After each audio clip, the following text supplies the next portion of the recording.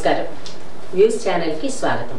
రాముగారు, ఇవాళ మేము ఊరికి మామూలుగా ఏంటంటే మీతో చాలా సబ్జెక్ట్స్ డిస్కస్ చేయడం ఇష్టం, మిమ్మల్ని క్వశ్చన్ చేయటం కాదు. ఇక్కడ మనం జనరల్గా చాలా కాలం నుంచి వింటున్న పదాలు వరాలు, శాపాలు. కథలు చదివితే కూడా దశరథుడి కథ అవనివ్వండి, పాండురాజు కథ అవనివ్వండి, వాళ్ళు శాపాలు, లేదంటే కొంతమందికి వరాలు, భస్మాసురుడు లాంటి వాటికి వరాలు వచ్చి మనం నష్టపోయినవి అలా ఉన్నాయి. మీ ఒపీనియన్లో మీరు అసలు వరము శాపం అనేది ఉంటుందంటారా? ఉంటే అసలు అది వర్కౌట్ అవుతుందా? అంటే నా పాయింట్ అంటే ఫస్ట్ ఆఫ్ ఆల్ నేను దేవుణ్ణి నమ్మను. దేవుడితో సంబంధం లేదు, ఇది దేవుడితో. కానీ వరం శాపం అనేది మన కంట్రోల్ లేని ఒక పర్టిక్యులర్ ఎంటిటీ నుంచి మనకి ఏదో వచ్చింది అనుకోండి. ఇప్పుడు విధి అనుకోండి, లేకపోతే లక్, లేకపోతే మన తలరాత, ఇవన్నీ కూడా ఎంతో కొంత కేటగిరీలో వస్తాయి కదా. అంటే నాకు అదృష్టం ఉంటే ఏదో వచ్చేసింది, నాకు ఒక లాభం. దురదృష్టం అంటే ఏదో పోయింది. ఇప్పుడు వరం అనేది ఒక పర్టిక్యులర్ మనిషి ఇస్తున్నాడా? శాపం అనే మనిషి అంటే మనిషి అంటారు, ఒక శక్తి. నాకు ఒక దేవుడు వరం ఇచ్చాడు అంటే అది నీకెంత బలం ఉంటుంది, లేకపోతే నీకెంత ఏదో వస్తుంది. లేకపోతే శాపం అంటే నువ్వు పిశాచి అయిపోతావు. ఇదన్నీ ఏదో ఒక సందర్భంలో విన్నా నేను. ఇది మన భారతాలు ఎన్ని తీసుకోండి, దేవుళ్ళ కథల్లోంచి చూస్తే దేవుళ్ళ కథలు కాదండి, మనుషుల కథలు. ఆ పర్టిక్యులర్ టైంలో ఒక శక్తి, ఒక శక్తివంతమైన వ్యక్తి ఏదో ఇచ్చారు. అది నేను కథలాగా చదివాను, ఒక ఫ్యాంటసీ లాగా. అది రియల్ లైఫ్లో వరం శాపం అనేది ఉంటుందని నేను అనుకోవట్లేదు. అది ముట్టి ఆ రెండు వర్డ్స్ మీరు వాడితే లక్ ఉందా 100% ఉండదు. ఎందుకంటే మొత్తం అంతా మన కంట్రోల్లో లేదు కాబట్టి అన్ఎక్స్పెక్టెడ్గా మనమేమి దాని గురించి ఏమి చేయకుండా గబుక్కున మనకి ఒక మంచి జరగటం, చెడు జరగటం అనేది వేరే దాని నుంచి వచ్చింది కాబట్టి అది ఛాన్సా లేకపోతే డెస్టినీయా ఏదో అనొచ్చు. దాంట్లో వరం శాపం అనేది వస్తాయా అనేది నేను అనుకోవట్లేదు. అంటే మనం మామూలు టెక్నికల్ టర్మ్స్ లో తీసుకుందాం. మీరు అన్నట్టుగా వరం అంటే అదృష్టం కిందే వస్తుంది. ఎందుకంటే మన్ని వరించేదాన్ని వరం అంటాం, మన్ని శపించేదాన్ని శాపం అంటాం. ఇది శాపం అంటే ఎవరో నీళ్లు చల్లి మంత్రం చదివి శాపం అని నేను అనటం లేదు. మనం దండం పెట్టగానే నీకు వరం ఇచ్చాను అనడం కూడా నేను అనటంలా. చిన్న ఎగ్జాంపుల్ మీతోటే చెప్తాను. సినిమా శివ సక్సెస్ అయిన తర్వాత సినిమా పరిశ్రమకు వచ్చిన వరం అని అనుకున్నారు. వరం అంటే అక్కడ మీ పని వల్ల మిమ్మల్ని వరం కింద భావించారు. తర్వాత కొన్నాళ్ళు అయిన తర్వాత, ఇదంతా పబ్లిక్ పేరుతోటి చెప్తున్నాను, నా ఒపీనియన్గా మాత్రం అనుకోకండి. తర్వాత కొన్నాళ్ళు అయ్యాక మీరు చేసే సినిమాలు నచ్చక కానీ మరొకటం అని ఈ వరంగా ఉన్న మనిషి శాపంగా అయిపోయింది ఏంటి మనకి అన్నట్టుగా ఒక మాట. అంటే ఈ మాటలు రెండింటినీ అంటున్నప్పుడు నేను అదృష్టం దురదృష్టం ఏంటారు? అది కూడా అంటే ఇప్పుడు ఇంటెన్షన్ పరంగా అంటే ఏం అనుకుని చేశాను అనేది ఏ మనిషి కూడా అది బ్యాడ్గా అవ్వాలనుకుని చేయడు, అది వర్కౌట్ అవ్వాలనుకుని మంచి ఆలోచన చేస్తాడు. అప్పుడు ఏ పరిస్థితిలో ఏ కారణాల మూలాన అది బ్యాడ్ అయిపోయింది అనేది మన కంట్రోల్లో లేనప్పుడు అది మనం వేరే అది శాపం అనుకోవచ్చు ఒక విధంగా చూస్తే. కానీ అది మీరే చేశారు, ఆలోచన నాదే. ఆ పని చేయాలని నేను చేసిన ఏదైతే ఉందో అది కూడా నేనే కంట్రోల్ చేస్తున్నాను. కానీ నా మనసులో ఆలోచన పెట్టినది శాపం అంటే అది దాన్ని నేను చెప్పలేను. సో ఇప్పుడు ఇక్కడ మీరు ఒక వ్యక్తిగా మిమ్మల్ని మీరు ఎంత కంట్రోల్ చేసుకుంటున్నారు, మీలో ఆలోచన వేరే ఫ్యాక్టర్స్ మూలాన వచ్చి మీరు అది చేశారా అనే దాంట్లో ఒక డిఫరెన్స్ ఉంటుంది. కానీ రెండు ఉన్నా లేకపోయినా అది ఏ మనిషి కంట్రోల్లో ఉండటానికి ఛాన్స్ లేదని నా ఫీలింగ్. ఎందుకంటే ఇప్పుడు సపోజ్ సినిమా ఉందనుకోండి, 150 సినిమాలు తీస్తారు సంవత్సరానికి. 150 సినిమాల్లో వాళ్ళు కూడా అందరూ కూడా పెద్ద హిట్ అవుతుంది అనే నమ్మకంతోనే తీస్తారు. దాంట్లో 90% అవ్వవు. ఎందుకు అవ్వవు అంటే పెద్ద డైరెక్టర్లు ఉంటారు, కొత్త డైరెక్టర్స్ ఉంటారు, ఎవరెవరో ఉంటారు. లైఫ్లో ఏది కూడా అవ్వదు. మన సినిమాలు అంటే దానికి ఏదన్నా రివ్యూలు వచ్చో దాన్ని బట్టి చూస్తాం. కానీ అది బిజినెస్ అవ్వచ్చు, మీ లైఫ్లో పర్సనల్ డెసిషన్స్, మీ పెళ్లి విషయంలో మీరు తీసుకుని ఉండొచ్చు, మీ కొడుకునే ఎవరిని చదివించే దాంట్లో తీసుకోవచ్చు. చాలా డెసిషన్స్ రాంగ్ వెళ్తాయి అందరికి. ఆ రాంగ్ వెళ్ళినట్లో మీకున్న ఇంట్రెస్ట్ బట్టి ఇప్పుడు సినిమా ఫ్లాప్ అయితే అందరూ చూస్తారు, అందరూ తెలుసుకుంటారు. ఇక్కడ బిల్డింగ్ కన్స్ట్రక్షన్లో లాస్ వచ్చిందని చాలా మందికి తెలియకపోవచ్చు, ఎందుకంటే వేరే వాళ్ళ లైఫ్ వాళ్ళకి ఇంట్రెస్ట్ లేదు. అదొకటే డిఫరెన్స్ ఉంటుంది. ఇప్పుడు నేను తీసుకునే 9 డెసిషన్స్లో ఒక 10 డెసిషన్ తీసుకుంటే దాంట్లో డెఫినెట్గా 5 ఫెయిల్ అవుతాయి. ఆ 3-4 బండి నడుపుతూ ఉంటాయి. అది నా పర్సనల్ ఎక్స్పీరియన్స్ అది. కానీ నేను ఎప్పుడూ కూడా ఒక డెసిషన్ తీసుకున్నప్పుడు నా ఆలోచన నాకు ఉంటుంది. బయట వాళ్ళకి అది అర్థం అవ్వకపోవచ్చు, ఏంట్రా ఎలా చేస్తున్నాడు, ఏంట్రా పిచ్చి పిచ్చి చేస్తున్నాడు అని వాళ్ళు అనుకోవచ్చు, నేను అనుకోను. అయితే ఇప్పుడు మామూలుగా మీరు ఎలా జనరలైజ్ సోషల్గా మాట్లాడుకున్నాం కదా, ఇప్పుడు కథలోకి వెళ్దాం మనం. మొట్టమొదటి రామాయణం కథ తీసుకుంటే దశరథుడికి శాపం వచ్చింది. అంటే దాన్ని మీరు ఎలా అనలైజ్ చేస్తారని దానికి కథ దశరథుడు అనేది మామూలుగా ఒక మనిషి, మన నాన్నలు ఎలాగో ఆయన నాన్న అనుకోండి, ఒక నాన్న ఆయన ఏదో వేటకెళ్ళాడు, పొరపాటు పడ్డాడు, మనం తప్పు చేసినట్టుగానే ఆయన కూడా పొరపాటున ఓ మనిషిని కొట్టాడు. ఆ మనిషి పోవడం వల్ల ఆ తండ్రి బాధపడ్డాడు కాబట్టి నువ్వు కూడా నీ కొడుకు వల్ల అంటే నీ కొడుకు ఎడబాటుతోటి మరణిస్తావని శపించాడు. దీన్ని మీరు జనరల్ సోషల్ పర్స్పెక్టివ్ లో మీరు ఎలా అంటారు? కథనే అనుకుందాం అంటారు, అందుకని రాముడు దేవుడు, దశరథుడు తండ్రి ఇట్లా అంటే ఓ నాన్న ఓ కొడుకు అంతే. కానీ నేను అదే అంటున్నాను, ఇప్పుడు మామూలుగా నా రియల్ లైఫ్లో ఇవన్నీ మర్చిపోతే, నువ్వు ఇలా చేయకపోతే నీకు ఒక నష్టం వస్తుంది, లేకపోతే నువ్వు ఒక ఇలాంటి పరిస్థితిలోకి వెళ్తావు అని అది సలహా ఒకటి. లేదా దానికి ఆల్రెడీ ఒక సైన్స్ ఉండి ఫిక్స్ అయిపోతే అది వేరు. ఇప్పుడు ఎలక్ట్రిక్ మీరు వైర్ తోలితే షాక్ కొడుతుంది, ఎందుకంటే దానికి ఉన్న నేచర్ అది. అప్పుడు మీరు ముట్టుకోకుండా ఉండటం అనేది మీదే. దానికి ఎవరో చెప్తారు, దాని జోలికి వెళ్ళొద్దు, మంటలోకి చెయ్యి పెట్టద్దు, కాలుతుంది అని చెప్తారు, ఎవడో పెట్టాడు. సో అలాగా ఇప్పుడు దశరథుడికి ఎగ్జాక్ట్గా ఏం చెప్పారు అని దానికి ఇలా చేస్తే ఇలా అవుతుంది అని చెప్తే, అది ప్రతిసారి మనం ఏమంటాం, మన కర్మ ఎక్కడే అనుభవిస్తాం, లేకపోతే మనం చేసిన దానికి ఫలం ఎక్కడే వస్తుంది, లేకపోతే అని చెప్తారు. కానీ అది నిజంగా అవుతుందా అవ్వదని నాకు తెలియదు. ఎందుకంటే నాకు తెలిసిన చాలా మంది ఏమాత్రం అసలు వాళ్ళకి ఒక రిడెంప్షన్ లేని వాళ్ళు చాలా సక్సెస్ఫుల్ ఉన్నారు.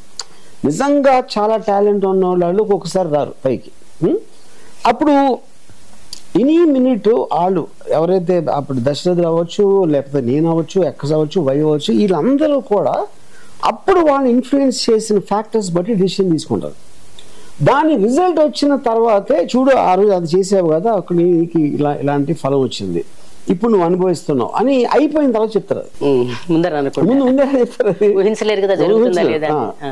అప్పుడు ఆల్రెడీ అయిపోయింది కాబట్టి దాని గురించి ఆలోచించి మీనింగ్ లేదు.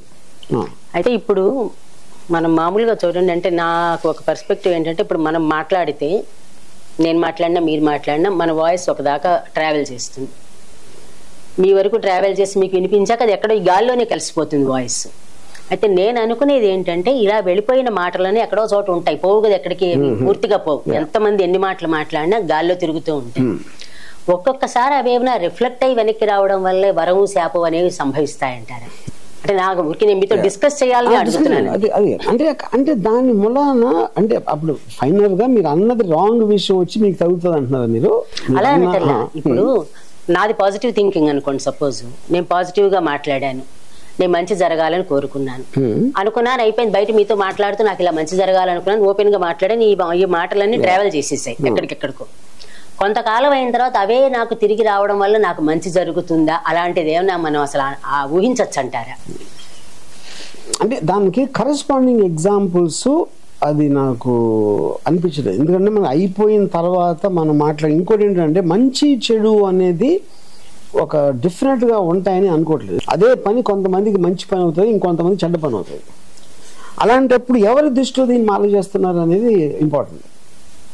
అది ఎవరికి వాళ్ళకే అంటున్నానండి, అందుకని ఎవరి దృష్టిలో అని కాదు, నాది నాకే నేను అంటున్నాను. అప్పుడు నేను మంచి అనే దానికి నేను డెఫినేషన్ ఇవ్వలేనప్పుడు మీరు చెప్పింది ఎలా సమాధానం చెప్తాను?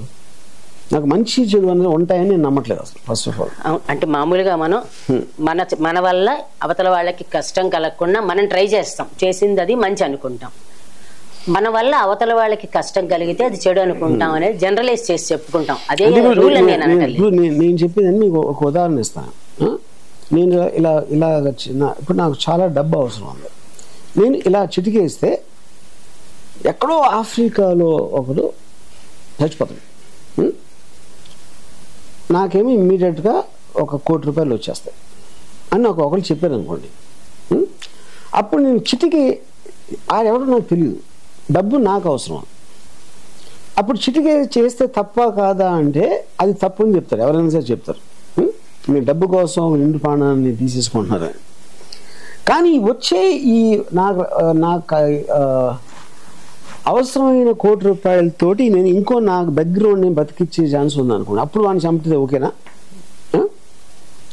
లేకపోతే చంపకుండా గట్టి కొడితేనే ఓకేనా అని ఇప్పుడు ప్రతి దానికి మీకు ఒక బ్రేకింగ్ పాయింట్ ఉంటుంది. ఇప్పుడు ఫర్ ఎగ్జాంపుల్ ఇండియాకి పాకిస్తాన్కి పడదు, ఇండియా మన శత్రు దేశం పాకిస్తాన్. ఇప్పుడు ఒక చాలా రిలయబుల్ సర్వేలో పాకిస్తాన్ అందరూ చాలా మంచోళ్ళు అని ఇంటర్నేషనల్ రిపోర్ట్ వచ్చింది అనుకోండి, ఇండియన్స్ అందరూ ఎదవలు అని చెప్పారు అనుకోండి, సపోజ్ హైపోథెటికల్ సిచ్యువేషన్ చెప్తున్నా, అప్పుడు మీరు పాకిస్తాన్ ప్రేమించడం మొదలెడతారా? అలాంటి సందర్భంలో అప్పుడు మనం పాకిస్తాన్ని ద్వేషిస్తున్నామా, అక్కడ ప్రజల్ని ద్వేషిస్తున్నాం? ప్రజలు తెలియదు, మనకు అసలు కలవనే లేదు, ఇంతవరకు నా లైఫ్లో పాకిస్తాన్ కలవలేదని. అప్పుడు ఎవరిని ద్వేషిస్తున్నాం? ఇప్పుడు ఏదైతే మీరు మారల్ ఆస్పెక్ట్లో ఒక పద్ధతి ప్రకారం నడుచుకోవాలి, ఆలోచించాలి, ఇది మంచి, ఇది చెడు, ఇది నైతికత్వం, ఇలాంటి అన్ని పెట్టినప్పుడు అదంతా ఒక ప్రోగ్రామింగ్ అయిపోతుంది. మనిషికి ఏంటంటే అతనికి స్వతహాగా సెల్ఫిష్ నేచర్, అది తనేంటి తనకేంటి అని కోరుకుంటాడు. అది మీరు సామాజికంగా అందరికీ చెయ్యాలని అనే ఒక ఫాల్స్నెస్లో పెడతారు సొసైటీలో. అప్పుడు ఈ రెండింటికి మధ్యన వచ్చిన కాన్ఫ్లిక్ట్తోనే మనిషికి ఎప్పుడు కన్ఫ్యూజన్ ఉంటుంది.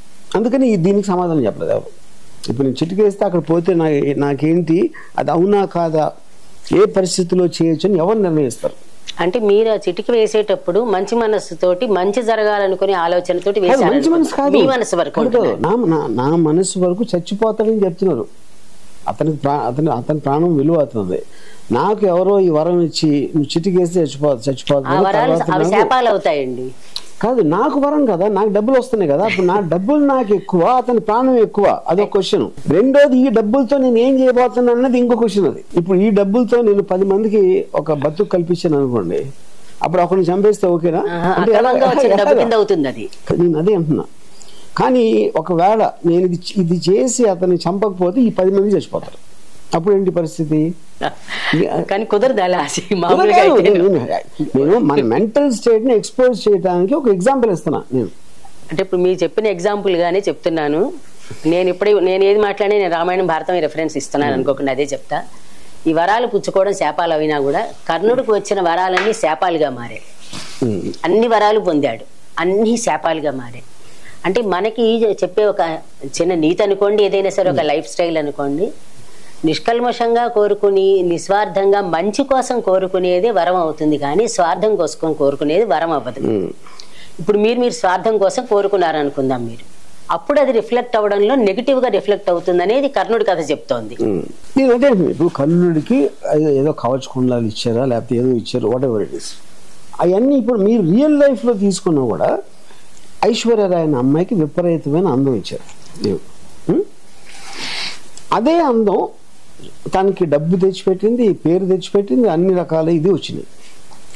ఇప్పుడు తనకి ఏజ్ వచ్చి అందం పోయేసరికి అది శాపంగా మారింది. ఎందుకంటే ఐశ్వర్య అది అయిపోయిందండి, ఎంత లాభ అయిపోయిందండి, అది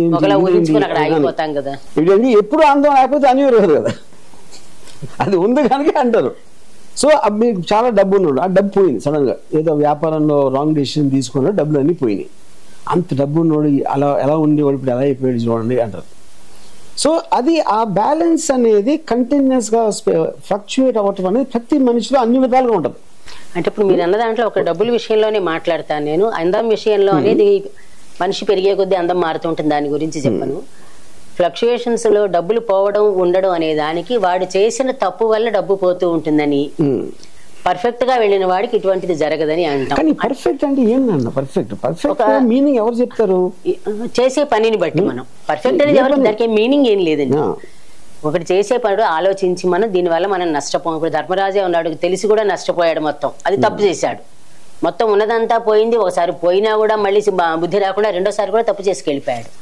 అంటే ఈ చేసేటప్పుడు ఆలోచన పర్ఫెక్ట్ గా ఉంటే తప్పు జరగదేమోనని. మళ్ళీ మీరు పర్ఫెక్ట్ అనే మాట వాడుతున్నారు. నష్టం జరగకుండా ఆలోచన వచ్చినప్పుడు పర్ఫెక్ట్ అని అందరూ అనుకుంటారు, లేకపోతే ఎందుకు చేస్తారు పని? అప్పుడు సలహా తీసుకుంటారు కదా ఎవరైనా. సలహా తీసుకున్నా వాళ్ళకి తెలియాలి కదా కరెక్టా కదా అని. ఇప్పుడు నాకు ఒక్కొక్కసారి ఎవరో సలహా ఇస్తారు, నేను అది వినను, అది వాళ్ళు చెప్పిందే కరెక్ట్ అయ్యి నాదేదో పెద్ద ఫ్లాప్ అవుతుంది. అలాగే ఇంకొక సినిమాలో ఇది చెయ్యొద్దు అంటే నేను చేస్తే అది పెద్ద హిట్ అవుతుంది. అప్పుడు అంతా ఏసీడీసీ కదా, సలహాలు అనేవాళ్ళు ప్రతి ఒక్కళ్ళు ఇస్తారు, ఇవ్వని వాళ్ళు ఉండరు. సరైన వాళ్ళ దగ్గర సలహా అనేది సరైన వాళ్ళని ఎవరు ఉండరండి. ఎందుకంటే ఏ మనిషికి కూడా ఖచ్చితంగానే తెలీదు, వాడి ఒపీనియన్ చెప్తాడు అంతే. ఇప్పుడు ఫర్ ఎగ్జాంపుల్ నేను వీడియో లైబ్రరీ పెట్టినప్పుడు నాకు ఒక 4,000 జీతం నాకు ఎక్కడో వేరే కంట్రీలో వస్తే నేను వీడియో లైబ్రరీ పెట్టాను. వీళ్ళ దగ్గర వాళ్ళ దగ్గర అందరి దగ్గర అప్పులు చేసి పెట్టాను. అది పెద్ద సక్సెస్ అయిపోయింది. అవి ఇప్పుడు అందరూ నాకు చెప్పారు, అది నీకు మంచి ఉద్యోగం ఉంది, 4,000 వస్తుంది, దగ్గర పెట్టి ఇక్కడ పెట్టి అన్ని పెట్టదు. అది అయ్యింది. తర్వాత మళ్ళీ ఇంకోటి ఏదో చేస్తే ఒక బిజినెస్ పెట్టి అది పెద్ద ఫ్లాప్ అయింది. అప్పుడు చెప్పారు చేయొద్దు అని. చేయొద్దు అని వాళ్ళు ఉంటారు, చేయమని ఉన్నవాళ్ళు ఉంటారు. శివ లాంటి సినిమా అసలు ఆడదు అని మా నాన్నగారు చెప్పారు నాకు. ఎందుకంటే టూ ఇంటెలిజెంట్, ఆ కైండ్ ఆఫ్ ఆడియన్స్కి ఇది అర్థం కూడా కాదు, అది ఇది అని చెప్పారు. మా ఫాదర్ కూడా అది ఆడింది. ఇంకో సినిమా ఏదో మళ్ళీ మా ఫాదరే అది తీయొద్దు అని చెప్పారు, అదేదో సూపర్ ఫ్లాప్ అయింది. సో ప్రతి ఏ మనిషి అయినా ఎవరైనా సరే అప్పుడు వాళ్ళకున్న మెంటాలిటీ, వాళ్ళకున్న పరిస్థితి, వాళ్ళకి అర్థమైన దాని నుంచి ఒక సలహా వస్తుంది. గొప్ప సలహా ఇచ్చేవాడనేది ఎవడు ఉండడు. ఇప్పుడు మరి సామ్రాజ్యాలన్నీ కూడా వాళ్ళు మంత్రులు ఇచ్చే సలహాలతోటి సక్సెస్ఫుల్ గా వెళ్ళారు. మనం చదివినంత వరకు ఇప్పుడు క్యాబినెట్ ఉంటుంది మనకి. ఇప్పుడు మనకున్న గవర్నమెంట్ లో క్యాబినెట్ మాట ఎవరేంటారు మనకి ఎలా తెలుస్తుంది? అసలు పార్టీ అంతా సంప్రదించి చేసాం, చివరి తీసుకుని ఒకడే ఉంటాడు అక్కడ డెసిషన్. పార్టీ అంతా ఏం తీసుకోదు ఇప్పుడు.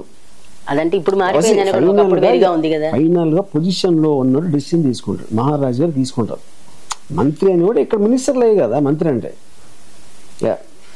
అప్పుడు మంత్రి తీసుకునే డెసిషన్ చేస్తే అతనే రాజు. ఇంకా రాజు ఎందుకు? ఇంకా రాజుకి ఎప్పుడు సలహాదారులే ఉండాలి కదా. సలహాదారులు పాటించడం అనేది పాయింట్. అతను పాయింట్ ఆఫ్ వ్యూస్ తీసుకుంటున్నాడు అంతే. ఫైనల్ డెసిషన్ అతనే కదా తీసుకునేది. డెసిషన్ తీసుకోవడానికి కూడా వీళ్ళు ఇది చేస్తే బాగుంటుంది, ఇది చేస్తే బాగుంటుంది. అదే అంటున్నానండి. ఆ సలహాలు అందరికీ వస్తాయి. సలహాలు ఇవ్వని వాళ్ళు ఉండరు. 95% ఆఫ్ ద పీపుల్ అసలు బతికి ఉండేదే సలహాలు ఇవ్వడానికి. వాళ్ళు ఏం చేయరు పనులు.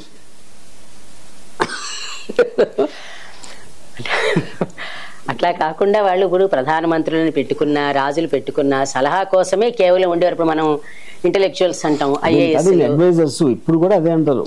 ఐఏఎస్ వాళ్ళు సలహాలు ఇస్తేనే కదా నడిచేది. అడ్వైజర్స్ అంటారు. కానీ ఫైనల్ డెసిషన్ తీసుకుంటానికి, అడ్వైజర్స్ వినటానికి ప్రతి మనిషికి మారుతుంది అంటున్నారు. మారుతుందండి, అది ఒప్పుకుంటాను నేను. కానీ ఆ పైన ఉండే వాళ్ళకి ఆలోచన జ్ఞానం తక్కువ ఉంటుంది, ఈ వీళ్ళకి కింద ఈ సలహాలు ఇచ్చే వాళ్ళకి ఆలోచన జ్ఞానం ఎక్కువ ఉంటుంది కదా. అంటే మనం అబ్జర్వ్ చేసింది మన గవర్నమెంట్ అన్ని అబ్జర్వ్ చేస్తాం కదా. ఒక ఎగ్జాంపుల్ చెప్పండి. పేర్లు చెప్తే గొడవలు అవుతాయి కాబట్టి పేర్లు మీ అంత ధైర్యం లేదు. మీకెలా తెలుసు అసలు అక్కడ ఎవరు సలహా ఇస్తున్నారు, ఎవరు ఏంటున్నారు?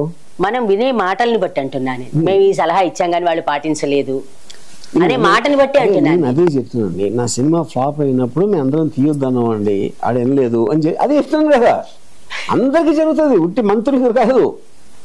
ఆడ ఒకడు పాన్ షాప్ పెట్టుకోవాలనుకున్నా కూడా 10 మంది సలహా ఇస్తారు, వద్దా కావాలా ఏంటి అది ఇది అని. ఎవడు ఏ పని చేయదలుచుకున్నా సలహాలు ఇవ్వటానికి క్యూలో నించుంటారు అందరూ. కానీ వినేవాళ్ళు ఉండరు కదా ఎప్పుడు. నేను అదే చెప్తున్నాను కదా. ఫైనల్ గా డెసిషన్ తీసుకునేవాడిది పై చేయి ఉంటది. చెప్పినా వింటలేదు అని ఎవరన్నా అంటే నువ్వు విన్నావా అని అడిగిన ఒకరు. నువ్వెవడన్నా చెప్పింది విన్నావా నీ లైఫ్ లో అంటే లేదన్నాడు. అది అంటే వినడం గురించి అని కాదు నేను చెప్పేది. మామూలుగా ఒక మనిషి ఏ పని అంటే ఆర్గ్యూ చేస్తున్నాను అనుకోకుండా జస్ట్ మామూలుగా మాట్లాడడం. ఒక పని చేయాలనుకున్నప్పుడు మామూలుగా మనకి ఒక తలతో కంటే 2 తలలతో ఆలోచించమని ఒకటి. మళ్ళీ అదే సర్కిల్లో వెళ్తాను కాదనేది కాదు. ఇక్కడ ప్రాబ్లం ఏంటంటే 2 తలలు కాదు 100 తలలోనే నా తల బెటర్ అనుకుంటాడు కదా. నేను అలాగే అనుకుంటా. మేధావులు కాబట్టి మీరు అనుకోవడంలో తప్పలేదండి. అందరూ ఒప్పుకున్నారు కదా. 10 ఆటల్లో 7 ఫ్లాప్ అవుతాయని చెప్పాను నా డెసిషన్స్. ఫెయిల్ అయ్యే వాళ్ళు ఉన్నారు కదా, ఉండొచ్చు. అంతకంటే మీరు మేధావి కింద అవుతారు కదా. పాయింట్ మీ ఫ్యూచర్ మీ స్టేక్ లో ఉంది. అంటే మీరు తీసుకునే డెసిషన్ కి లాభం వచ్చినా నష్టం వచ్చినా మీకే వచ్చినప్పుడు ఇంకోళ్ళ సలహా అనేది మీనింగ్లెస్ అంటున్నారు. అక్కడ నేను వినొచ్చు. ఇప్పుడు నేను మా ఫాదర్ మాట నేను వినకపోవచ్చు, లేకపోతే నా కార్ డ్రైవర్ సలహా కూడా వింటాను ఒకసారి. అంటే గబుక్కునే నేను అనుకోంది ఏదో చెప్తాడు ఒకసారి గబుక్కుని, ఏదో మా మాటలు వింటాయంట, సార్ దాని బదులు ఇలా చేస్తే బాగుంటుందా అంటాడు.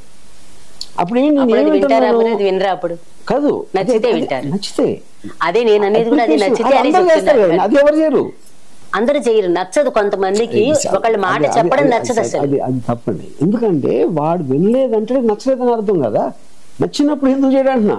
ఇప్పుడు మీరు కూడా ఒకసారి అన్నారు, మనకి నచ్చిన మాట అవతల వాళ్ళు చెప్తేనే మనకి నచ్చుతుంది సాధారణంగా. కాదు, నచ్చిన మాట కదా, ఎగ్రీ అవరు. నాకు వినోద్ చోప్రా ఒక కథ చెప్పారు.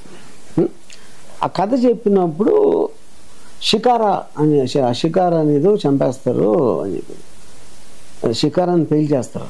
సరే నేను ఓకే, మళ్ళీ కొంచెంసేపు ఎందుకు చంపారు షికారాన్ని అన్న. ఏంటి అదేంటి అన్నాడు. మీరు చెప్పారు కదా. నేనేమనుకున్నా అంటే షికార్ అంటే హంటర్ అనుకున్నా. కాశ్మీర్లో షికారా అంటే బోట్ అంటది, హౌస్ బోట్ అంటది. అది నాకు తెలీదు. అప్పుడేంటి వినోద్ చోప్రా ఏమన్నాడు, అరే అమ్మ అంటే షికారా అనేది తెలియకుండా ఉండేవాళ్ళు ఉంటారని నాకు తెలీదు. అప్పుడేంటి అది నచ్చకపోవడం కాదు, మీకు ఒక అవగాహన వచ్చింది. అరే ఈ పాయింట్ ఆఫ్ వ్యూ నేను చూడలేదు కదా, ఇది నేను ఆలోచించలేదు కదా అని అనుకుని ఇది నాకన్నా ఇది బెటర్గా ఉంది నేను అనుకున్న దానికన్నా అనుకున్నప్పుడు ఏ మనిషి అయినా ఎవరినైనా వింటాడు. అనుకున్నప్పుడే విండవు. దానికి మేధావితనంతో పని లేదు. దానికి మేధావితనం అనట్లేదండి. మామూలుగా కొంతమందికి మనకి నచ్చిన మాట చెప్తే విందాం, మనకి నచ్చని మాట చెప్తే కాదు అనేది జనరల్ గా పబ్లిక్ టెండెన్సీలో ఉంటుంది. అసలు వాళ్ళకి అంటే మంది వాళ్ళది కుదిరింది, ఈగోతో వినకపోవచ్చు, అసలు వినకపోవచ్చు కూడా. ఫర్ ఎగ్జాంపుల్ నాకు చాలా నా మాట మీకు నచ్చలేదు కదా, అట్లా నాకు చాలా మంది పెద్ద మెసేజ్లు పెడతారు. నేను ఆ మెసేజ్ చూసినప్పుడు నాకు ఫస్ట్ 3 లైన్స్ తెలిసిపోతుంది అసలు అది ఏ దిశగా వెళ్ళబోతుంది అని. నేను మిగతా చదవను. అప్పుడు ఏమవుతుంది, అప్పుడు నేను విననట్టే అక్కడ పాయింట్. నిజంగా నేను ఎండ్ వరకే వెళ్తే ఏదైనా ఉందేమో, కానీ నా దగ్గర టైం లేదు. నాకు వచ్చే అన్ని 100 మెసేజ్ల్లో నేను ప్రతి దానిని అనలైజ్ చేసి చూసుకునే దానికి అంత టైం లేదు. కాబట్టి నేను ఆ ఛాన్స్ తీసుకుంటాను. ఒక మంచి సలహా ఉన్నా సరే నాకు టైం లేక వదిలేస్తుంది. అంటే అది అందరికీ చెల్లదులేండి, మీకు చెల్లుతుంది అది వేరుగా. అంత బిజీగా ఎవరు వర్క్ పెట్టుకోవటం లేదుగా ఎవరు. మళ్ళీ మనం బిజీగా ఎంగేజ్ చేసుకుంటే మీరు అన్నది కరెక్ట్. అది బిజీగా ఎంగేజ్ చేసుకున్నప్పుడు హాయిగా చూస్తూ చదువుకుంటూ ఉంటారు. ఇప్పుడు నేను ఎందుకు ఇవన్నీ అడుగుతున్నానంటే, అంటే మళ్ళీ వరము శాపం అనే పదం దగ్గరికి వస్తాను. దాని మీద ఎక్కువ డిస్కస్ చేయాలనుకున్నది. ఇప్పుడు కథల్లో ఉన్నది నిజమో కాదో పక్కన పెడదాం. మనకి ఇన్ని ప్రూఫ్లుగా చూపిస్తున్నారు. భస్మాసురుడు లాంటి వాడికి వరం ఇస్తే మనకి శాపంగా పరిణమించడం, అవి దాన్ని తీసుకుని మన లైఫ్ లో అప్లై చేసుకోవడానికి పనికిరామంటారు అసలు అవేవిని? నేను కాంటెంట్ ఒక ఎగ్జాంపుల్ చెప్తాను. మీరు చెప్పిన దానికి అన్వయిస్తుందేమో చూడండి. నేను నన్ను ఒక ఇంటర్వ్యూలో ఏం అడిగారంటే, మీరు తీసిన వరస్ట్ సినిమా ఏది అని అడిగాడు ఒకడు.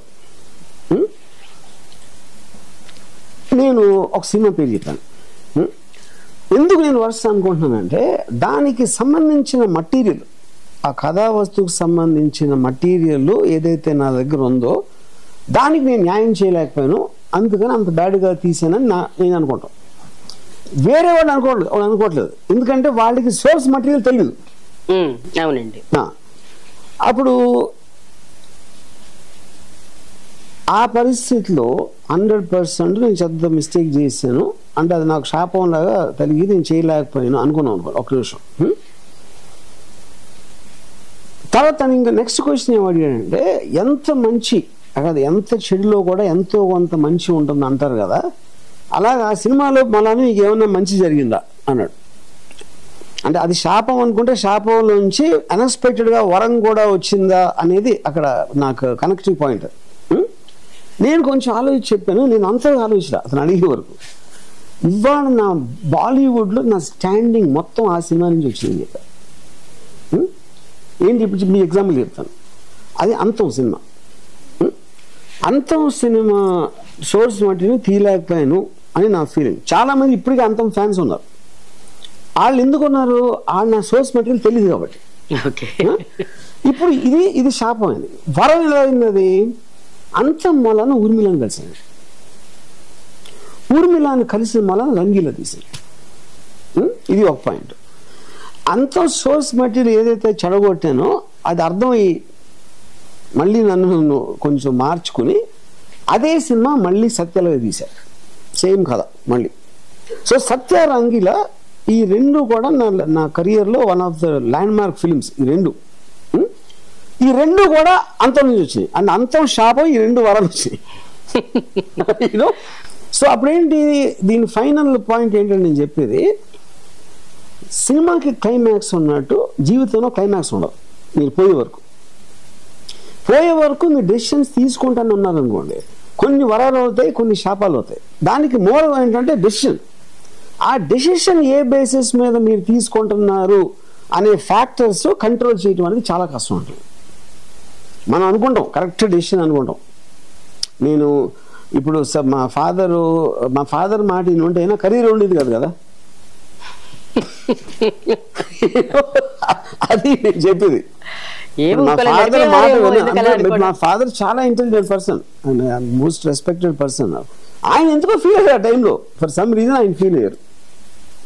అంటే ఆయన ఫిలిం ఫీల్డ్ చూసిన మీదట భయపడదు ఏదో ఒకటి. ఇప్పుడు మీరు అన్నట్టుగానే ఇప్పుడు ఈ శాపం వరం రెండు చెప్పారు మీరు. అయితే కొంతమందికి వచ్చినప్పుడు సేమ్ మళ్ళీ నేను ఇంకో కథలోకి వెళ్తాను. భాగవతం కథలోకి వెళితే పరీక్షిత్తుకు మళ్ళీ ఒక శాపం వస్తుంది, వారం రోజులు చచ్చిపోతావు నువ్వు. సరే, దాని వరంగా మలుచుకుని భాగవతం కథ అంతా వినేశాడు ఒక వారం రోజుల్లోని. అలాంటి ఎక్స్పీరియన్స్ కూడా ఉందా ఏమైనా? 100%.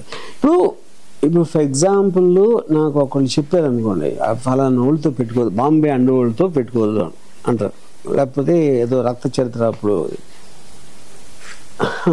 పెట్టుకోవద్దు అంటే నేను ఎలా ఆలోచిస్తాను దాన్ని, ఎందుకు పెట్టుకోకూడదు, వీడికి అసలు ఏం తెచ్చు దాని గురించి, ఆడేదో ఉట్టి నోటికొచ్చిన అడ్వైజా వార్నింగా, ఆడికి నాకనే ఏమన్నా తెలుసా, ఎందుకు తెలుసు, ఇలాంటివి ఆలోచిస్తాను. డెఫినెట్గా ఆలోచించి 100% దీంట్లో వర్స్ట్ కేసులో ఇది అవ్వచ్చు, బెస్ట్ కేసులో అది అవ్వచ్చు.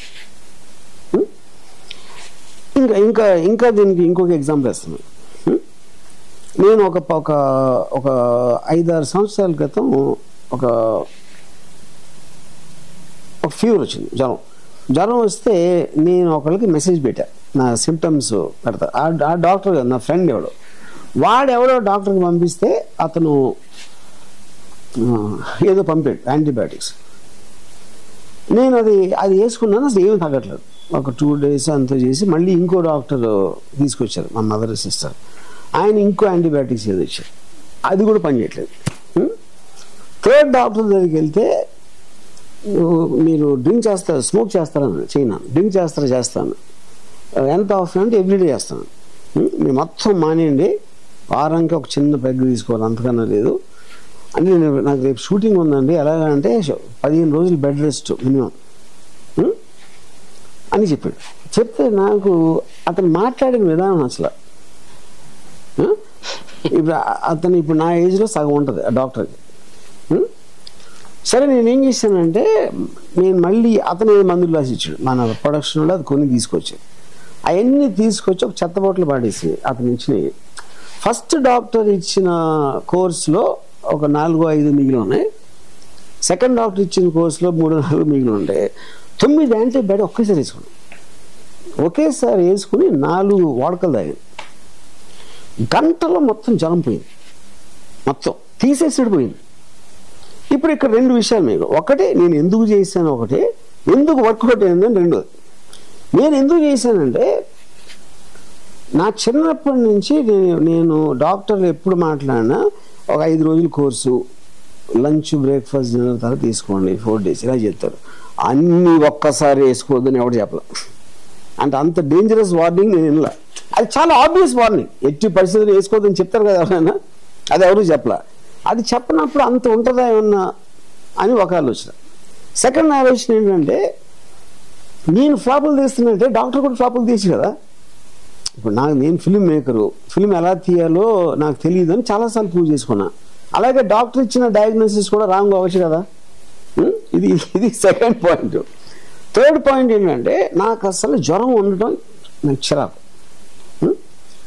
అప్పుడు మీరు రిస్క్ తీసుకున్నాడు ఎవరైనా ఏంటి, కొలంబస్ దగ్గర నుంచి సముద్రం పడిపోతుంది అక్కడికి వెళ్తే, లేకపోతే వేరే దిగి వస్తే తెలియని రోజుల్లో చేసేదా రిస్క్ తీసుకుంటాం. అన్నీ వేసి చూస్తే ఏమవుతుందో చూద్దామని వేసుకున్నాం. ఓకే, ఇది అయిపోయింది. వర్కౌట్ ఎందుకు అయిందని నేను చాలామందిని అడిగాను, ఇది డాక్టర్స్ని అడిగాను. షాక్ ఏంటంటే ఎవరు సర్ప్రైజ్ అవ్వలేదు. అది నాకు పెద్ద షాక్, ఇంకా ఎక్కువ. అప్పుడు ఒక డాక్టర్ ఏం చెప్పాడంటే, ఇప్పుడు మేము కోర్స్ ఇచ్చినప్పుడు ఇప్పుడు ఒక మీ బాడీ టైప్ బట్టి గబుక్కుని ఇన్ఫెక్షన్ ఫైట్ చేయడానికి ఎంత బలంగా మనం మెడిసిన్ ఇవ్వాలనేది దాన్ని స్ప్రెడ్ చేస్తే ఎలాంటి బాడీ టైప్ కూడా 4-5 రోజుల్లో ఇస్తే అది మెల్లగా చేసుకుంటాం.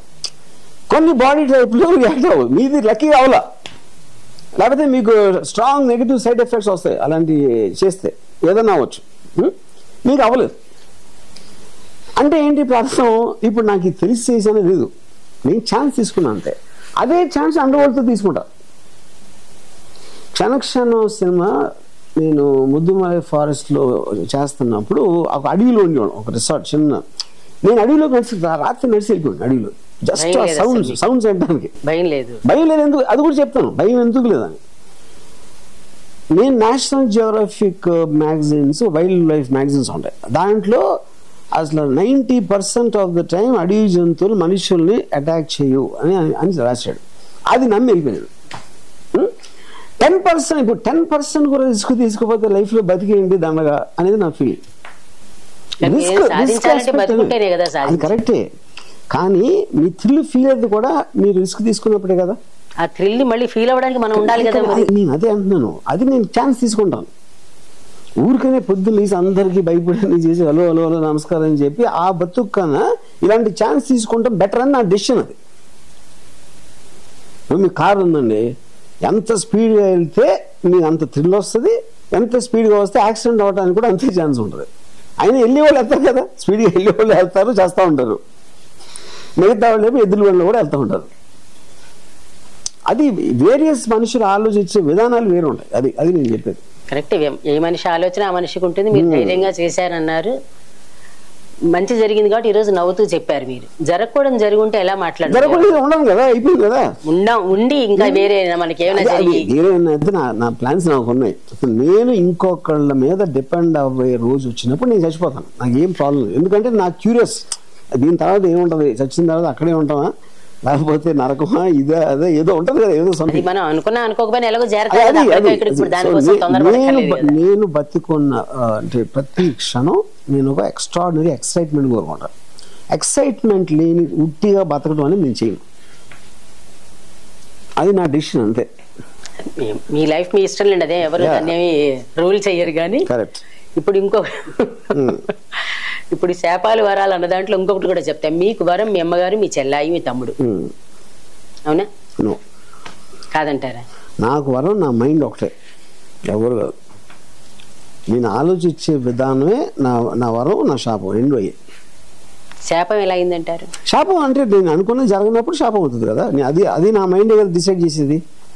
పాజిటివ్ థింగ్స్ అయినప్పుడు నా మైండే, నెగిటివ్ థింగ్స్ అయినప్పుడు కూడా నా మైండే, రెండింటికి అదే కారణం.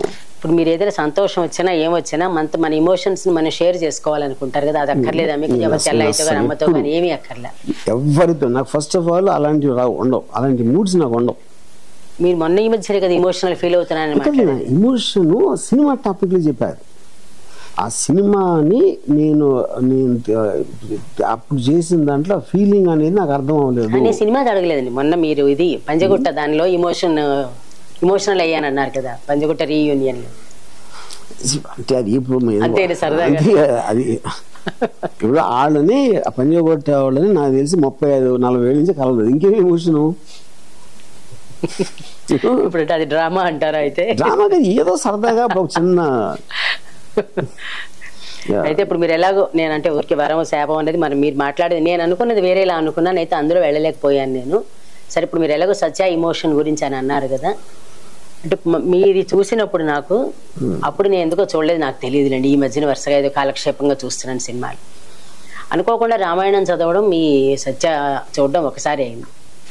మీ దాంట్లో ఒక సీన్లో బుల్లెట్ పేల్చేటప్పుడు ఆ మనిషిని కానీ మీరు అవతల వ్యక్తిని కానీ బ్లడ్ కానీ ఏం చూపించలా, ఈ ఫేస్ ఫీలింగ్ చూపించారు, ఎట్లా భయపడతారు. అనుకోకుండా రామాయణంలో కూడా అదే సీన్ వచ్చింది, రాముడు మొహంలో కూడా అలాగే చేసేటప్పుడు ఈ ఫీలింగ్ వచ్చింది అని.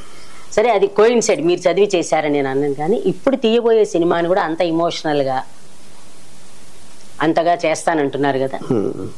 చేస్తాను కదండి, అంటే మీరు అన్నారు కదా, అది చెప్తున్నా. ప్రతి సినిమా వేరు వేరుగా ఉంటుంది, అన్నీ ఒకేలాగా ఉంటాయి. ఇప్పుడు బుక్స్ ఉన్నాయనుకోండి, మీరు బుక్ షాప్కి వెళ్తే 1000 పుస్తకాలు ఉంటాయి వేరే వేరే. ప్రతి దానికి వేరే జానర్ ఉంటుంది. అది కామిక్ బుక్స్ ఉంటాయి, నవల్స్ ఉండొచ్చు, కొంచెం లిటరీ వాల్యూ ఉన్న ఇది ఉండొచ్చు, సెటైర్స్ ఉండొచ్చు, అలాంటి అన్నీ ఉంటాయి. సినిమాల్లో కూడా అన్ని రకాలు ఉంటాయి. అదే నాకు సత్య అనిపించింది ఏంటంటే ఆ సినిమాలో ఉన్న క్యారెక్టర్స్ కి ఇచ్చిన ఎమోషనల్ రెస్పెక్ట్ నేను ఎప్పుడూ ఇవ్వలేదు అని ఫీలింగ్ వచ్చింది. అదే నేను చెప్పింది. అది ఒక్కొక్క క్యారెక్టర్ అంతం అవటం కాదు, వాళ్ళు అంటే వాళ్ళని ఎంత రియలిస్టిక్ గా నేను చూపించగలిగాను అనేది అది అందుకని అట్లాగే ఇప్పుడు నేను అనేది అదే సినిమా తీస్తారని అనటల్లా, అది ఎలా ఫీల్ అయ్యామో అలా ఉండేలాగా తీస్తానని అన్నారు కదా. తీస్తానని ట్రై చేస్తాను. మీరు మీ మీద మీరు ఒట్టేసుకుంటున్నారని ఇప్పుడు మా ప్రమాణంగా చేయండి, పోనీ మా మీద ఒట్టేయండి ఇప్పుడు. అంటే ఇప్పుడు ఇంకొకటి కూడా చెప్పాలండి, మిమ్మల్ని మీరు ఫాలోయర్స్ లేరు, నన్ను అనుసరించరు ఎవరు అని మీరు అనద్దు. మిమ్మల్ని ఫాలో అయ్యేవాళ్ళు చాలా మంది ఉంటారు. మీరు ఉండరు, ఎవరికి అలా మాట్లాడతారా అంటారు, కానీ మీ ఇంటర్వ్యూ చూసినా మీరు ఏది మాట్లాడినా దాని కింద వచ్చిన కామెంట్స్లో 99.99% మిమ్మల్ని దేవుళ్ళ ఆరాధిస్తూ మీరు కామెంట్స్ మీరు చూసుకోండి. నేను ఒక 0.01% తిట్టేవాళ్ళు ఉంటారు, లేదని నేనే అనట్లేదు. నేనే అది ఏమి డిప్లొమాటిక్ గా చెప్పట్లా, మీ కింద కనిపిస్తాయి కదా, నేను చెప్పక్కర్లేదు కదా. అది అంత ఇదిగా ఉన్నప్పుడు మీరు నన్ను ఫాలో అవ్వరు అని చెప్పడంతో పాటు అంత రామోయిజంలో చెప్పిన మాటల్ని సినిమాల దగ్గరికి వచ్చేసరికల్లా వేరేలా ఎందుకు వెళ్తోంది? అది అప్పుడు మీకు ఒక థాట్ చెప్పడానికి రామోయిజంలో సినిమా అనేది కథకి సంబంధించింది, క్యారెక్టర్స్ కి కాన్ఫ్లిక్ట్, దాంట్లో ఉన్న బ్యాక్గ్రౌండ్, ఎలాంటి సబ్జెక్ట్ ఎన్నుకున్నా ఉన్న దాని మీద ఉంటుంది. So I don't believe they both are connecting. దాని గురించి అనట్లేదు, ఎందుకంటే మీరు ఒకసారి మాట్లాడుతున్నాం, మొన్న ఇవాళ చూసాను స్వప్న గారు అన్నది, విశ్వనాథ్ గారి గురించి మీరు చాలా మంచి కామెంట్ చేశారు, ఈయన అవార్డు ఆయనకి ఇవ్వాలి దాదాసాహెబ్ అన్నట్టుగా. అట్లాగా మళ్ళీ రాముడు మంచి బాలుడు అనిపించుకునే ఇలాంటి సినిమా కోసం సిండికేట్ చూడొచ్చా మేము? అలాగా అది సిండికేట్ అయినప్పుడు తెలిసింది, ఏదన్నా ఎక్స్పెక్ట్ చేయొద్దంటారు చూసిన తర్వాత. అది వాళ్ళ ఇష్టం.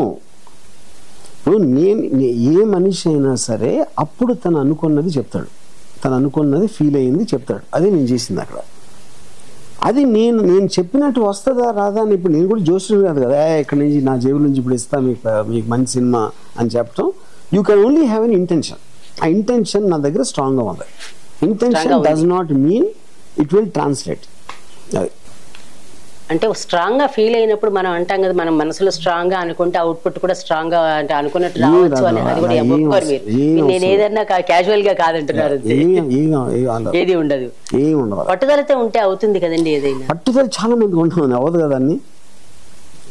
ఎంతో మంది పట్టుదలతో చేస్తూ ఉంటారు, అన్ని వర్కౌట్ అవ్వవు కదా. 5-6 సంవత్సరాలు కష్టపడి తీసిన సినిమా కూడా ఫ్లాప్ అయినవి ఉన్నాయి. అది పాయింట్ కాదు. ఏదో ఇండస్ట్రీ పెడతారు, ఎంతో ఆలోచించి అది చేసి అది వర్కౌట్ అవ్వదు. ఎవరు ఇండస్ట్రీ ఎందుకు పెడితే వర్కౌట్ అవ్వకూడదని ఎవరైనా చేస్తారా? ఆబ్వియస్లీ బెస్ట్ మీరు ఎఫర్ట్ పెట్టగలుగుతారు, మీకు ఇంటెన్షన్ ఉండొచ్చు, రిజల్ట్ మీకు సంబంధమే ఉండదు. రిజల్ట్ ఎవరికి సంబంధం లేదు, కానీ అవుట్పుట్ రావాలని చూసి చేస్తారనుకో, దాంట్లో అగ్రీ అవుతాం. నేను అదే అంటున్నాను. మళ్ళీ అంటే మీరు అన్నట్టుగా మళ్ళీ రిపీట్ చేశారనుకోకపోతే సత్య లాంటి సినిమా మళ్ళీ మీరు అన్నట్టుగానే మీ ఇంటెన్షన్ కరెక్ట్ గా అవ్వాలని సిండికేట్ కూడా మళ్ళీ మా రాము గారిని మేము చూడాలని కోరుకుంటున్నామండి. ఇది అది నేను కంక్లూజన్ లో ఒకటే చెప్పదలుచుకున్నాను. నిజంగానే వరం శాపం అనేది నాకు ఎట్లా అయిందంటే, మీరు ఫస్ట్ వరం ఇచ్చారు ఇంటర్వ్యూ ఇస్తానని, మా కెమెరా అతను నన్ను చెప్పించాడు, రాలేదు ఆ రోజున. నిన్న మళ్ళీ మీరు వరం ఇచ్చాడు, ఈ రోజు నాకు అతను శాపం పోగొట్టి వరం ఇచ్చాడు. నేను నమ్ముతున్నాను అలాగా వరము శాపం రెండు ఉంటాయి అనేది. అంటే నేను ఇలా డిస్కస్ చేద్దాం అనుకునేది ఏంటంటే, ఈ వర్డ్స్ ఇటు చుట్టూరా తిరిగి అవి రిఫ్లెక్ట్ అవ్వడం వల్ల ఏమైనా మనలో అది అవుతుందా అనేది ఒకటి నా థింకింగ్. అది కరెక్టో కాదో నాకు తెలియట్లేదు. అది మనం మాట్లాడినవన్నీ ఎక్కడికి పోవు కదా, మాటలు మన చుట్టూరానే సరౌండ్ అవుతూ ఉంటాయి కదా. అంటే ఇప్పుడు మీరు ఎలా ఆలోచిస్తారు, నేను అవును ఎవరు ఆలోచనలు ఉంటాయి. అలాంటప్పుడు ఒక 90% ఆఫ్ ద పీపుల్ మంచి కోరుకుంటారని నేను అనుకోను. ఎందుకంటే మనకి ఒక సెల్ఫిష్ ఆస్పెక్ట్ లో మనం పుడతాం. తర్వాత మన ప్రోగ్రామింగ్, మన స్కూలింగో లేకపోతే మన తల్లిదండ్రులు, మన పెద్దలు వీళ్ళందరూ చెప్పిన ఇది మంచి ఇది చెడు అని కంటిన్యూస్ గా చెప్తా ఉంటారు. కాబట్టి వాడు ఫీల్ అవ్వకపోయినా పక్కోళ్ళు అనుకుంటారేమో అని వాడు నటిస్తాడు. సో వాడికి సొంతంగా ఆ లోపల ఆలోచనలు ఉంటే మోస్ట్ ఆఫ్ ద థింగ్ దెయ్యాలు ఉంటారు, వాళ్ళు మాన్స్టర్స్ ఉంటారని నేను అనుకుంటున్నాను. ఎలా అంటారు అలా? అది కానీ ఇప్పుడు నేను ఉన్నాను అనుకోండి, నేను మా చిన్నప్పుడు మా ఫాదర్, ఇప్పుడు పిల్లలు అమాయకులు అని చెప్తారు కదా, పిల్లలు పసికందులు, నేను మా ఫాదర్ జేబులోంచి డబ్బులు ఎక్కడ కొట్టేలా ఆలోచిస్తాను. అది చిన్నతనంలో సహజం. అది కానీ నేను చెప్తున్నా, నా ఎవరో పెద్ద ఆయన పోతే స్కూల్ కి హాలిడే వస్తుంది అని కోరుకున్నాడు. సో అది అప్పుడు అది ఏ విధంగా మీరు మంచి కోరుకున్నట్టు? అది ఆ పిల్లలు అది మంచి చెడు తెలియని వయసు. నేను అదే చెప్తున్నాను. తర్వాత వాళ్ళని బాగా నూరి వాళ్ళ మైండ్ లేకుండా చేస్తారు. అప్పటి నుంచి అందరూ సరే ఇది మంచి అది చెడు అని పాఠాలు చెప్తా ఉంటారు. నేనేమో అసలు పెరగడం ఆపేసాను. నేను ఇంకా చిన్నపిల్లలు ఉన్నాయి, అందుకని నాకు అలాంటి ఆలోచన. ద్వితీయ బాల్యం అంటే 60 క్రాస్ అయితే అందుకని మీరు బాలుడు. అది బాల్యం ఇప్పుడు మంచిదే కదా, అసలు బాలలా ఉండడం అనేది ఎప్పుడు మంచిదే. ఇప్పుడు మీరు అన్నది ఈ రుద్దడం అన్నది అంతా కూడా విద్యా వ్యవస్థలో వచ్చింది. దాన్ని బట్టి పేరెంట్స్ కూడా అలాగే అయిపోయారు అనుకోండి. ఎవరిని బ్లేమ్ చేయాలి, ఎవరిని అనడానికి లేదు. కాకపోతే చిన్నప్పుడు అనేది అందరికీ అది ఉంటుంది, చేబులోంచి కొట్టేసేయడం, సరదాగా వెళ్ళి బిస్కెట్లు కొనుక్కోవడం. అందరికీ లేదు, నా ఒక్కడికి ఉందని అంటలేదు. జనరల్ అమాయకులు ఉండరు, అది నేను చెప్పేది. పిల్లలకన్నా తెలిస్తే జేబులోంచి తీయరు కదండి, తెలియకే కదా తీయడం. కాదా తెలిస్తే తండ్రిని అడుగుతాం కదా. కదండి, చెయ్యకూడని పని అని తెలుసు కదా, అందుకనే కదా చేస్తారు. అది కాదు, పబ్లిక్ గా చేయరు కదా, దొంగలిస్తారు కదా. దొంగలిచ్చినప్పుడు మీకు అది చేయకూడదని తెలిసినట్టే కదా, తెలిసి దొంగతనంగా అంతే. డైరెక్ట్ గా తీసుకుంటారు కదా, అప్పుడు దొంగతనం అవుతుంది, కొడతారేమో భయం. అదే అర్థమైంది లేండి మీరు అన్నమాట. కానీ పెద్దయ్యాక ఊహొచ్చాక తెలుస్తుంది కాబట్టి ఆ పనులు చేయకపోవచ్చు, లేదా ఎందుకంటే ఆ టైంకి ప్రోగ్రామింగ్ వస్తుంది. పదే చెప్పి భయం నేర్పి, డిసిప్లిన్ నేర్పి, అది నేర్పి, ఇది నేర్పి దాన్ని ప్రోగ్రామింగ్ ఎలా అవుతుంది? జేబులో చేయడం కరెక్ట్ అంటారు మీరు ఇప్పటికి కూడా? ప్రోగ్రామింగ్ అంటే మీకు అర్థం అవ్వకుండా మిమ్మల్ని మీ మైండ్ని మార్చేయటం. అప్పుడు ఎలా మారుస్తున్నారు మీరు? ఇప్పుడు సపోజ్ మీ ఇంట్లో మీ పని పిల్ల ఉందనుకోండి, మీ పని పిల్లకి తన మదర్ ఏమి నేర్పుతుంది?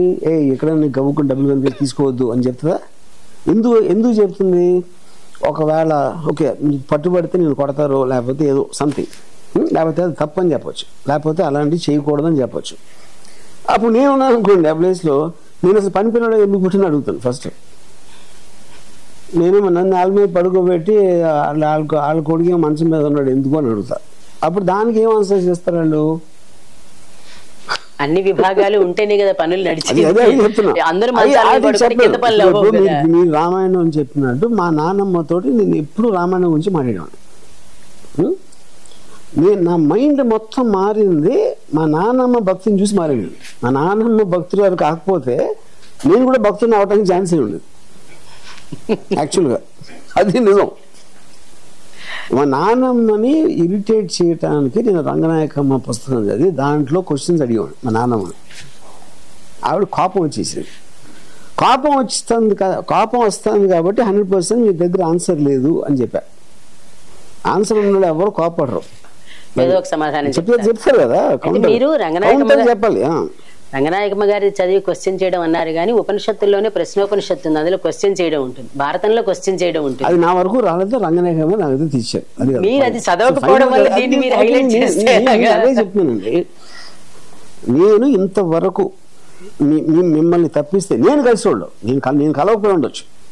రంగనాయకమ్మని తెలిసిన వాళ్ళు ఉపనిషత్తులు తెలిసిన వాళ్ళు కన్నా వేలల్లో ఎక్కువ మంది ఉంటారు.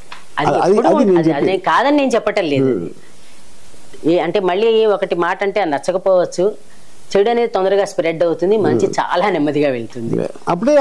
అప్పుడే చెడు మంచిగా బెటర్ అక్కడే ప్రూవ్ అయిపోయింది కదా. ఎక్కువ మంది హత్యలు చేస్తున్నవాడు గొప్పవాడు. నేను ఒకసారి ఒక చాలా పెద్ద అని అడిగాను. ఇప్పుడు ఆయన భక్తులు. సో నేను ఏమన్నానంటే, సో ఇప్పుడు మీరు వెంకటేశ్వర స్వామి, గణపతి, లేకపోతే ఇలాంటి హిందూ దేవుడు భక్తులు, వరల్డ్ మొత్తం economic might, military might, quality of life, advance technology అంతా అమెరికాలో ఉంది. వాళ్ళేమో జీసస్ని పూజిస్తున్నారు, జీసస్ అని యూరోప్, ఇంకోళ్ళేమో మిడిల్ ఈస్ట్లో ఇంకెవరో. అప్పుడు మీరు ఇక్కడ పుట్టారు కాబట్టి వీళ్ళు గొప్ప అనుకుంటారు మీరు. మీరు ఫిజికల్గా చూస్తే వాళ్ళు గొప్ప అనిపిస్తుంది. ఏది మీరు అంటే మెజర్మెంట్ ఫ్యాక్టర్స్ చూసుకుంటే మనీ, ఇది అది అన్నీ కలిసి. ఇప్పుడు రేపు పొద్దున్న మీరు పోయి పైకి వెళ్తే అక్కడ ఉంటే అల్లా ఒకటే ఉంటే ఏంటి పరిస్థితి అన్న, లేకపోతే జీసస్ ఉంటే ఏంటి పరిస్థితి, ఇక్కడ లేరని చెప్పాను అనుకోండి అసలు.